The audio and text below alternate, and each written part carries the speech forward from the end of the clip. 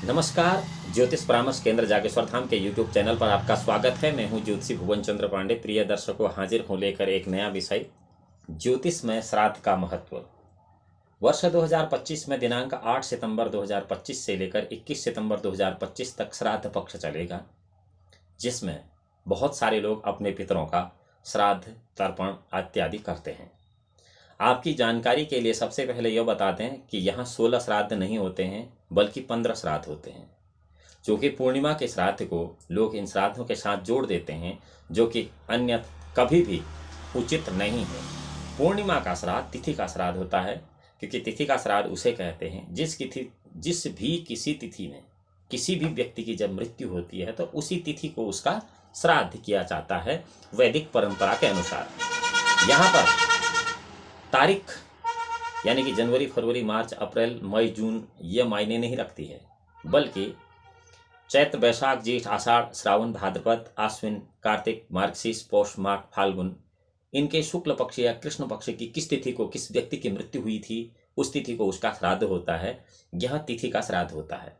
पूर्णिमा का श्राद्ध शुक्ल पक्ष में होता है, और जबकि पितरों के लिए आरक्षित जो श्राद्ध पक्ष है वो आश्विन कृष्ण पक्ष है, इसलिए इसमें 16 श्राद्ध तो कभी जोड़े ही नहीं जा सकते हैं। यह 15 श्राद्ध होते हैं, और यह श्राद्ध आश्विन कृष्ण पक्ष की प्रतिपदा से लेकर आश्विन कृष्ण पक्ष की अमावस्या तक दिनांक 8 सितंबर 2025 से लेकर 21 सितंबर 2025 तक संपादित किए जाएंगे। कई सारे लोगों ने कहा है कि यह श्राद्ध किस तरीके से किया जाना चाहिए। सबसे पहले तो हमें यह पता होना चाहिए कि श्राद्ध है क्या, श्राद्ध किसके लिए किया जाता है।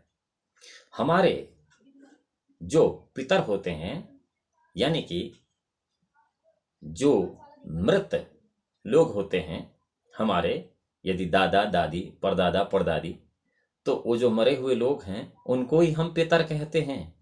श्राद्ध के लिए जो लोग जिंदा होते हैं वो पितर, उनका श्राद्ध नहीं किया जाता है। इन पितरों की, मरे हुए पितरों की 3 गतियां होती हैं। किसी भी श्राद्ध कर्म में यदि कोई श्रेष्ठ ब्राह्मण श्राद्ध कर रहा हो और आप उसके समक्ष उपस्थित हैं, तो आपके वह सुनाई देगा कि वसु, आदित्य, रुद्र स्वरूप, यानी कि पितरों की 3 गतियां होती हैं। एक वसु स्वरूप, एक रुद्र स्वरूप और एक आदित्य स्वरूप। वह पितर, जैसे किसी के पिताजी किसी आदमी के लिए वसु स्वरूप होंगे, उसके दादाजी उसके लिए रुद्र स्वरूप होंगे, और उसके परदादाजी उसके लिए आदित्य स्वरूप होंगे। यह नियम वैदिक परंपरा का है। इन तीनों स्वरूपों को आसानी से आम व्यक्ति नहीं समझ सकता है, क्योंकि यह वेद विद्या का विषय है। परंतु आपको यहां आसानी से इसको इस तरह से समझा जा सकता है, जिस तरह से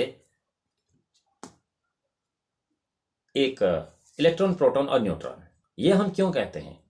क्योंकि किसी भी व्यक्ति की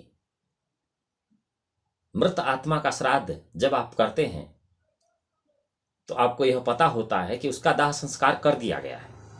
प्रश्न यही खड़ा होता है कि जब व्यक्ति मृत्यु को प्राप्त हो गया है, उसे जला दिया गया है या उसे दफना दिया गया है, तो फिर उसका श्राद्ध या उसका क्रियाकर्म उसे किस तरह से प्राप्त होता होगा। यहां पर भ्रांति उत्पन्न होती है, और अधिकतर लोग इस बात को मानने से इनकार करते हैं कि श्राद्ध प्रक्रिया कोई ठीक प्रक्रिया है ही नहीं, ये की भी नहीं जानी चाहिए। क्योंकि इस बात का क्या प्रमाण है कि श्राद्ध कर्म में किया जाने वाला जो भी कर्म है वो उस पितर को प्राप्त होता है। ऐसा नहीं है। नैनम छिन्नन्ति शस्त्राणि नैनम दहति पावकौ न क्लिश्चन तापो न शोष्यति मारुतः। आत्मा न तो मरती है, न उसे जलाया जा सकता है, न वो गलती है, न वो हवा में उड़ती है। उड़ती का मतलब अर्थात उड़ के कहीं गायब हो जाती है। आत्मा हमेशा निरंतर जीवित है। इस बात को आप इस तरह से समझ सकते हैं कि किसी भी व्यक्ति की मृत्यु के पश्चात उसके अधिकतर गुण उसकी आने वाली नस्लों में आ जाते हैं। सीधी सी भाषा में यह कहा जा सकता है कि न्यूट्रॉन ट्रांसफर होता है। इस बात को अधिकतर लोग समझ सकते हैं कि परमाणु सभी पदार्थों का आधार है, अर्थात आत्मा सबका आधार है। बिना आत्मा के शरीर की उत्पत्ति नहीं है। परमाणु सभी पदार्थों का आधार है और परमाणु दो या दो से अधिक परमाणु के संयोग से अणु बनता है। इसी प्रकार स्त्री और पुरुष के संयोग से एक पुत्र या पुत्री संतान पैदा होती है। परमाणु प्रोटॉन, न्यूट्रॉन और इलेक्ट्रॉन से बनता है, अर्थात प्रत्येक बॉडी में प्रोटॉन, इलेक्ट्रॉन और न्यूट्रॉन की भरपूर मात्रा होती है। प्रोटॉन और न्यूट्रॉन परमाणु के केंद्र में होते हैं और ये एक नाभिक बनाते हैं। इलेक्ट्रॉन नाभिक के चारों ओर परिक्रमा करता है। प्रोटॉन में धनात्मक विद्युत आवेश होता है, इलेक्ट्रॉन में ऋणात्मक विद्युत आवेश होता है, जबकि न्यूट्रॉन में कोई विद्युत आवेश नहीं होता है। आप धनात्मक विद्युत आवेश वाली किसी भी चीज को किसी मशीनरी से खोज सकते हैं। आप ऋणात्मक विद्युत आवेश वाली किसी भी वस्तु को या किसी पदार्थ को किसी भी मशीनरी से खोज सकते हैं, लेकिन उस पदार्थ की खोज होने के बावजूद आप उसको नहीं देख सकते हैं आसानी से, जिसमें किसी प्रकार का विद्युत आवेश है ही नहीं। न्यूट्रॉन में कोई विद्युत आवेश नहीं होता है, यह तो विज्ञान भी मानता है। न्यूट्रॉन आवेशित कण नहीं है, जबकि प्रोटॉन आवेशित कण है। तो इसलिए न्यूट्रॉन एक बॉडी से दूसरी बॉडी में ट्रांसफर होता है। आप किसी आदमी को यदि मृत्यु के पश्चात जला भी देते हैं तो उसका न्यूट्रॉन नहीं जलता है, अर्थात यहां किसी भी आदमी को मरने के बाद जला देने के बावजूद भी उसकी आत्मा इस एटमॉस्फेयर में विचरण करते ही रहती है। श्राद्ध का अर्थ होता है कि उस दिन, जिस दिन आप किसी भी पितृ का श्राद्ध कर रहे हैं, बिल्कुल सात्विक मन से, यानी कि पूरी कंसंट्रेशन से, यदि आप रिलेटेड न्यूट्रॉन को, जिसमें कि धनात्मक विद्युत आवेश या ऋणात्मक विद्युत आवेश नहीं है, भाव शून्य होकर यदि उसका श्राद्ध करते हैं तो वह न्यूट्रॉन आपकी बॉडी के न्यूट्रॉन में समावेशित हो जाता है और बावजूद इसके आपको परम सुख और शांति का अनुभव प्राप्त होता है। और यही श्राद्ध करने के बाद जो शांति साधक को मिलती है, इसीलिए बार बार वह साधक उस श्राद्ध को करने की चेष्टा करता है और उसके लिए दूसरों को भी प्रेरित करता है।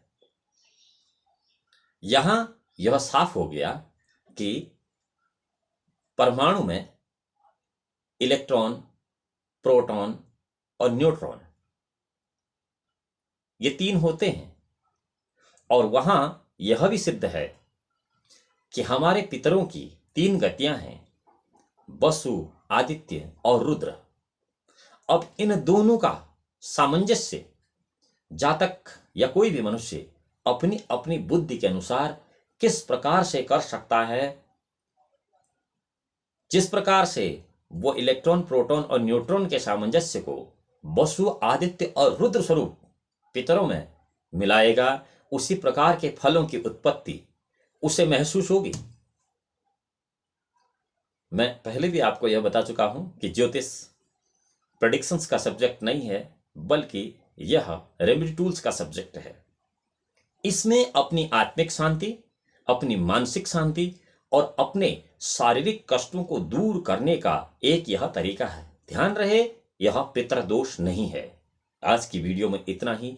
अगली वीडियो में आपसे फिर मिलते हैं। जब तक कि आप इस व्याख्यान पर स्वयं अपना विश्लेषण कर अपने विचार व्यक्त नहीं करते हैं। भगवान भोलेनाथ आपका परम कल्याण करें। तब तक के लिए नमस्कार।